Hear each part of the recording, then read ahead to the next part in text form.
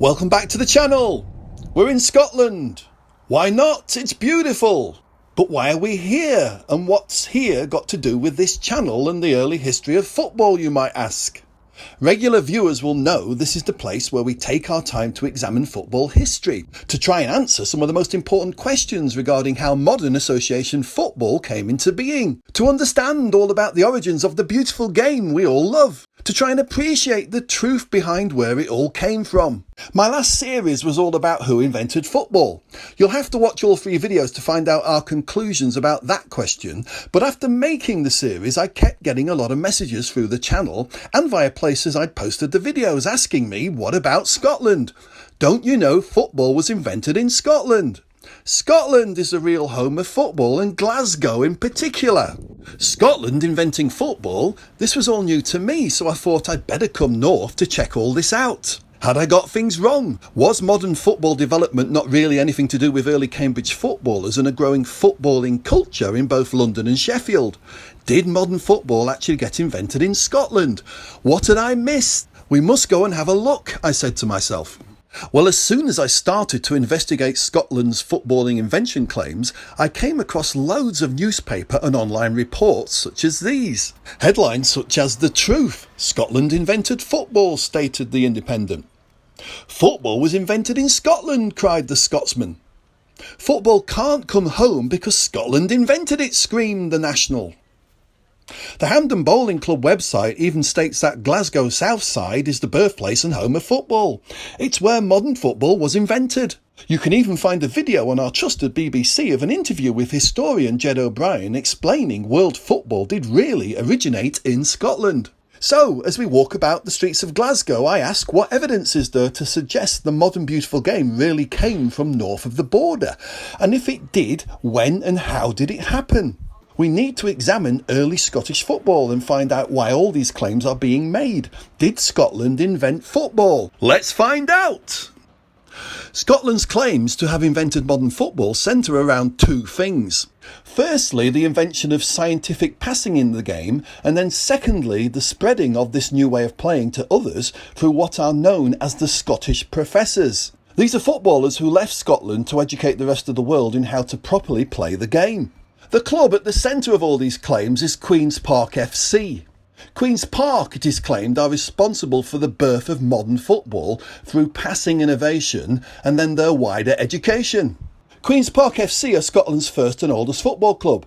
They are the Sheffield FC of Scottish football, and before you all start messaging me, yes, I do know about John Hope's Edinburgh Club of 1824, but remember we're looking for the roots of our modern game, and Hope's club has no direct relationship to the development of modern association football. Queen's Park FC was formed in July 1867 by professionals from the Highlands. They met to form the club in this Glasgow building, which in 1867 was number 3 Eglinton Terrace, not 404 Victoria Road as it is today. It wasn't until 1868 before Queen's Park had their first match against another club, and even to play this game they had to significantly adapt their own rules. Queen's Park joined the English FA in 1870 and so were an association club. They even took part in the very first FA Cup tournament in 1871. They started playing matches here at the Queen's Park Recreation Ground, hence their name. Reports of early games appear to have taken place here where the current New Victoria Hospital now stands. This area is also the very site of the Battle of Langside in 1568, a battle Mary Queen of Scots lost and ended up fleeing to England and lived most of the rest of her life in, ironically, Sheffield. Queen's Park Recreation Ground is named after Mary Queen of Scots, and therefore indirectly so is the club. Despite joining the FA, Queen's Park didn't strictly play to the FA rules. They developed a more relaxed offside rule. You could only be offside 15 yards from the goal line. This encouraged a more open, expansive play compared to the stricter FA rule at the time, which needed 3 players to be between you and the goal when the ball was passed forward. It's not hard to see why this more relaxed, open way of playing would have encouraged more passing between players. Queen's Park became a dominant force in early Scottish football. Their dominance was displayed on the 30th of November 1872 when Scotland played England in the first ever official international football match. This historic match was played in Glasgow at Hamilton Crescent, home of the West of Scotland Cricket Club. The Scottish team selected to take on the English was basically Queen's Park FC. All 11 players came entirely from Queen's Park and wore Queen's Park blue. At this point, there was no division between Queen's Park and the Scottish national team. A year later, in 1873, it was basically Queen's Park who led the 8 teams who established the Scottish FA. And from this, we gained the Scottish Cup the following year. Queen's Park won the first 3 Scottish Cup finals, with many of the early finals being played on their own ground at Hampden Park. Queen's Park football led to 10 cup victories in the first 20 years of the competition. They were the dominant early Scottish club, the force behind the national team, the Scottish FA, and competitive cup football development in Scotland. In the English FA Cup, they even ended up as 2-time runners-up in the 1880s. To get more background to Queen's Park and the esteem in which Scottish football enthusiasts hold them, we need to break away to take in some Glasgow football culture. A good place to taste some of Scotland's and specifically Glasgow's rich footballing heritage is on one of Lindsay Hamilton's excellent and informative Glasgow Football Tours. You can book a place using this easy-to-use website. I met up with Lindsay. She took me around some fascinating locations, which you'll see later. She was more than happy and willing to explain why early Scottish football was so important in the development of what she describes as our modern passing game. Here she is. So I'm Lindsay Hamilton. I am the owner and head tour guide at the Glasgow Football Tour. I've been taking Steve today round the grounds here at the Three Hampdens. We do have a stadium tour called the Three Hampdens. So we've been taking them around the grounds today, talking about the significance of Queen's Park Football Club and kind of their inspiration. Thank you, mate. Their inspiration behind the combination passing and moving game. There's always been a sort of a myth, a rumour, that it was Queen's Park that invented the tiki-taka style of play that Barcelona sort of famously have played throughout the years, Johan Cruyff and all the rest of it. Where did this come from was kind of one of the big questions that came up. I think genetics probably had a lot to do with it. Us Scots were a little bit shorter, a little bit slimmer than our English counterparts, or Welsh or Irish. We were nimble, I think is the word, and it was a more efficient way of getting the ball around the field. Other theories, the offside rule was in play here in Glasgow in Scotland. We had the 2-man offside. Queen's Park invented this. This rule, which is now later came into association rules. So again, it was a way of moving the ball around the field. We could pass the ball forward without the referee blowing the whistle and giving a free kick to the other side. Another theory behind it, which me and Steve never actually discussed until now, but I'm mentioning it, clan systems. Scotland had been playing football for over 300 years, not the game that we know today, not the game that Queen's Park were playing either, but for 300 years these games had been playing from up in the Highlands all the way down to Glasgow and further down as well to the border. Clan systems, there was a togetherness, you know, I give the ball to you, you give the ball to them. It was a different style of play. In England, I'm led to believe it was slightly different. It was cowardice to pass, cowardice to train. I'm the leader of the empire, why on earth would I give up the ball? Scotland, it was a little bit different. We liked to practice, we liked to train. Clan systems meant there was a bit more togetherness about the game of football, and I think that's another theory behind it. That's my 2 cents anyway, if that's all right. That's amazing, thank you, Lindsay. You're welcome. So, Queen's Park FC developed a more efficient passing game, and this was due to the more slender, more nimble physique, a more relaxed offside, and less individualistic clan nature. I can't really disagree with any of what Lindsay says, especially when you compare Queen's Park and English Association football in the early 1870s. If you read the signs around the first Hampden right next to where Lindsay is speaking, you will see more information claiming Queen's Park's Scottish Professor's passing game is now actually the modern game of football we play today. And it all started and was born right behind Lindsay. It says this bowling club is the home of Scottish football and arguably world football. But can it be claimed that Queen's Park's innovations are actually the invention and birth of football? I don't think even Lindsay goes this far, but as we have seen, some are prepared to state that Scotland did invent football and the country is the true home and birthplace of the game. So what does the actual evidence tell us about all this? Let's take the first claim and look in more detail at passing. Did Queen's Park FC invent passing in modern football? You may recall that during my last series about who invented football, I had been invited by the National Football Museum to visit their research centre in Preston. The original idea was to see if we could find any more information about why Cambridge University AFC is entered in the National Football Museum's Hall of Fame as the world's oldest football club. When I went to Preston, we couldn't find anything new about Cambridge University AFC, so I spent the day trying to find evidence around Queen's Park and its early passing developments instead. The museum was a great help, allowing me to read through many rare and hard to find books, such as this one. Apart from Alex Jackson and his team at the National Football Museum, I also need to thank both the Universities of Glasgow and Edinburgh, who helped me with my research, especially Mac McDowell. After digesting all I was able to find out from all my sources and weeks of researching, I am left with the following conclusions. There is no doubt that at some point during the first 5 years of existence, Queen's Park did start to develop a skillful, combined passing style of play. The adaptation of the FA rules to have a more relaxed offside rule helped this more expansive play develop. There is also no doubt that they exhibited this passing scientific style of football to other Scottish clubs, who also adapted it as a so-called Scottish style. It's also not in doubt that when this style of football was witnessed against the more individualistic dribbling, running and backing up style of play of the English clubs such as Wanderers and England during 1872, it would have looked very different and impressive. So was this the reinvention of association football, the birth of our modern game? Well, in short, no. And for two very good reasons. Firstly, having read multiple match reports, it's clear that this combined Scottish style of playing shouldn't be imagined as completely combined football. A game of nothing but intricate short passing. This it wasn't. Accounts of Queen's Park's play during the 1870s still included references to runs, crosses, dribbling alongside more combined team play. It wasn't Pep Guardiola's or Johan Cruyff's style of football. It wasn't a new game. It was an effective tactic and certainly an improved way of playing the game. An impressive step towards Guardiola football, maybe.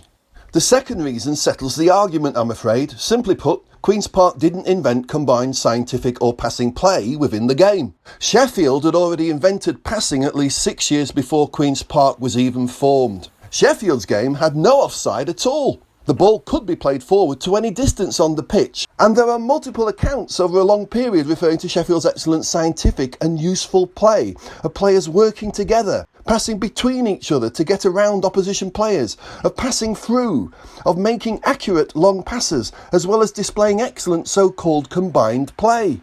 These accounts come from matches played as early as 1861, from a Sheffield versus Hallam game played at Hyde Park in Sheffield, from games against Nottingham and Leeds during 1865, and during a match against Lincoln in early 1868. Sheffield's game was a passing game from its earliest days. I can't list all the various sources I've found for both Queen's Park and Sheffield's contribution to the development of passing in the game, but if anybody wants to see them, please just message and ask. I'm happy to share them all. Queen's Park FC didn't invent passing, but they certainly need credit for taking combination tactics to the next level. The Sheffield passing on game was the early invention of combined play and of passing the ball between players. But Queen's Park need credit for developing the style of play and using it more effectively. This is borne out in 14 wins out of 17 in games played between Glasgow and Sheffield, representative matches in the late 1870s and 1880s. But adapting a style and playing it better doesn't indicate invention, I'm afraid. OK, that's passing, so how about the second claim and the so-called Scottish professors who spread Queen's Park's passing game far and wide? To understand this claim properly, we need to examine Scottish football a little wider than just Queen's Park. This is because the Scottish players that came south to England didn't come from Queen's Park, as is claimed on the sign pinned to the wall of the first tandem. So where did they come from? And when did they start their educating? Let's look. Queen's Park wasn't the only Scottish club experiencing football success in its earliest days in Scotland. Even before Scotland had established its FA and Cup competitions, other clubs had started to form, influenced by Queen's Park's lead. One area in particular was the Vale of Leven in Dunbartonshire, which is just 25 miles northwest of Glasgow. This area had strong communal shinty field sport traditions dating back to the early 1850s. Thousands already watched organised shinty games, and with the support of local football works and factory owners, the Vale of Leven witnessed the emergence of 3 association clubs who all formed in the same year, 1872. These 3 clubs were all just a few miles apart and all had enormous early success in the game. They were the Vale of Leven FC, Renton FC and Dumbarton FC. The combined success of these 3 clubs was equal to Queen's Park's during the middle 1870s and the 1880s. They were Scotland's next wave of strong, successful clubs after Queen's Park. The Vale of Leven clubs appeared in 18 out of the first 24 Scottish Cup finals. Vale of Leven FC won the Cup 3 times, appearing in 7 finals. Renton FC won it twice, appearing in 5 finals. And Dumbarton, with 1 win, appeared in 6 finals. In comparison, Queen's Park won the Cup 10 times out of these first 24 years. The Vale of Leven and Queen's Park record combined is impressive. A total of 30 final appearances and 16 victories in just the first 24 years of the Cup. More so, in 1888 Renton became world champions, beating West Brom at Cafkin Park. They won the very first World Cup trophy to be awarded and became world champions. Here it is. At the time, there were only 2 teams in the final of the World Cup, the Scottish Cup winners and the English Cup winners. This wasn't the first time such a match had happened. It was, however, the first time a trophy had been offered and won, and it was won by Renton FC. When the Scottish Football League finally started in 1890, Dumbarton were the first joint winners with Rangers. That was in 1891. They were then champions outright in 1892, something Queen's Park never actually achieved. So now we know where Scottish football's powerhouse clubs all were in the mid to late 1870s and 1880s. Let's get back to this second Scottish modern football invention claim of the Scottish professors. The first Scottish players of note to move south as potential professors were Jimmy Lang and Peter Andrews. Both ended up in Sheffield in late 1876. Lang joined the Wednesday as the game's first professional, and Andrews played mainly for Healy. Lang came from Third Larnock in South Glasgow and Andrews from Callendar of East Glasgow. These 2 clubs were not any of our 4 Scottish football powerhouse clubs.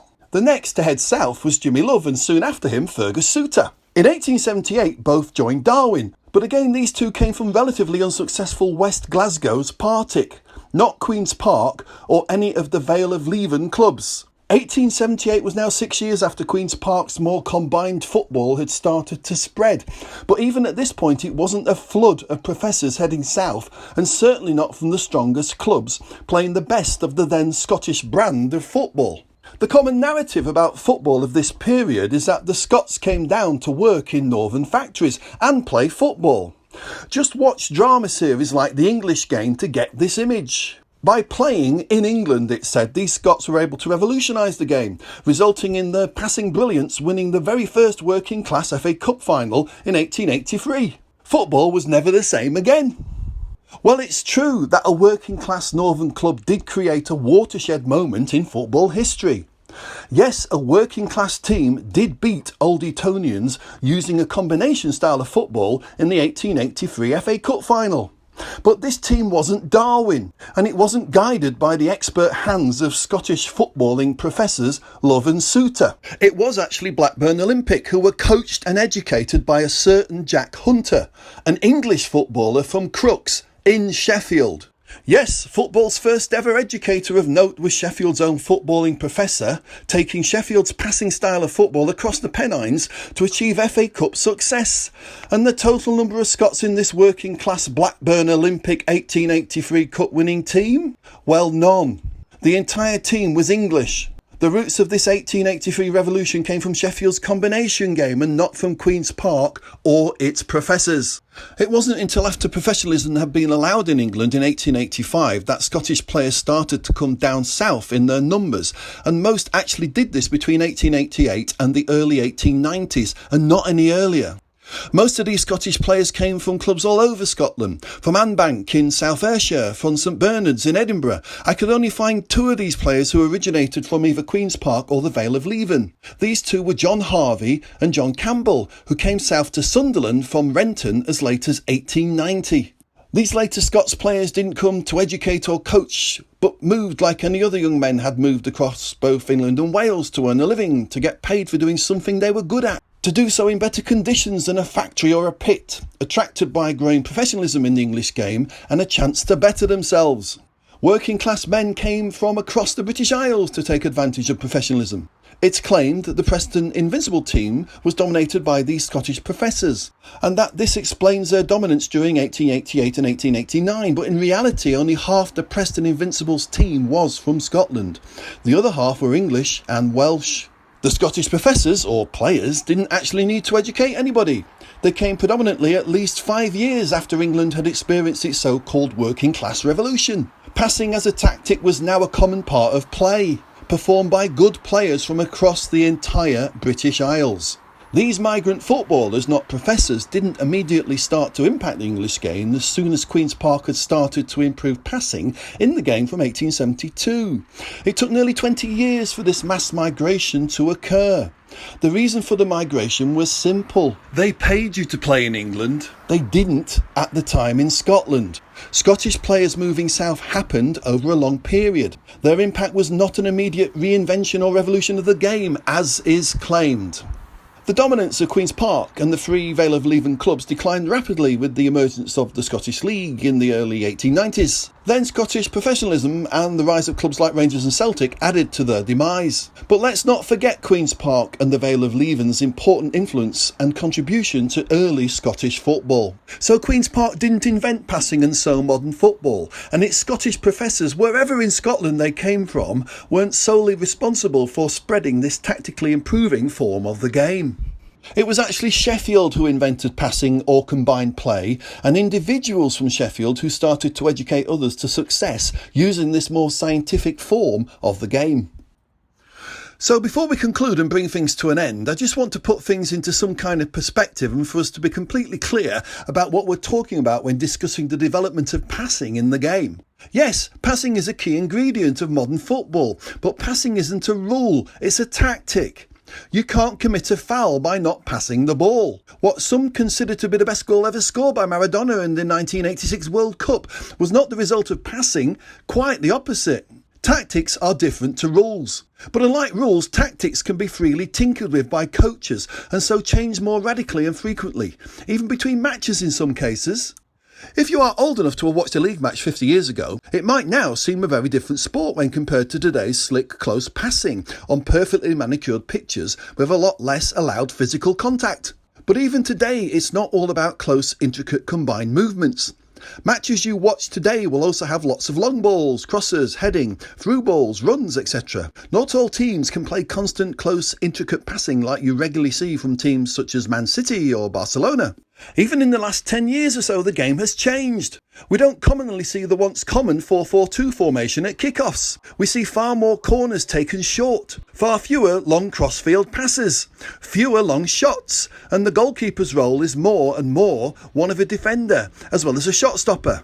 But every time there is a significant tactical shift, we can't say that during that period of association football, the game got reinvented, and everything that went before has no relevance, can we? In the mid-1870s, when Queen's Park started to play more of a passing game, football had already been invented. We already had clubs, rules, organised matches, tournaments, trophies, multiple footballing firsts. You can't reinvent all this over again. You can add to it, yes, of course. Also, the mid-1870s was a time when the skill levels in the game were starting to increase, but not just in one area and in one place.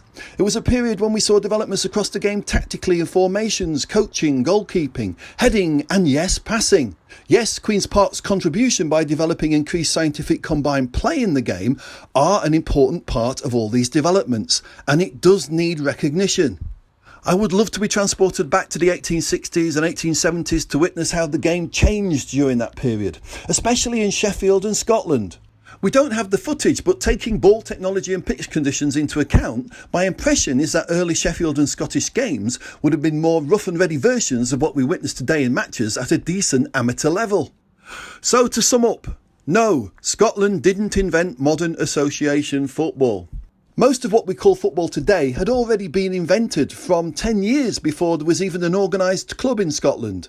This includes passing. Also, there wasn't a mass invasion of so-called Scottish professors educating all about Scotland's newly invented game that emerged directly from Queen's Park's tactical developments. The mass influx of Scottish players came after Sheffield's combination style of play had influenced others to do significant things in the English game, and this influx was part of a general movement of other skilled working class players moving from other areas of Britain. I don't know of any claims made by Queen's Park or the Scottish footballers in the late 19th century about inventing football. They seem to be recent claims, and they are a stretch. Scotland, specifically Queen's Park, did however take passing and its associated formations to the next skill level in the game, and it's fair to say that Scotland between 1888 and 1893 did contribute more than its fair share of skilled footballers who helped to grow the professional game south of the border. These are significant contributions, however they are not inventions.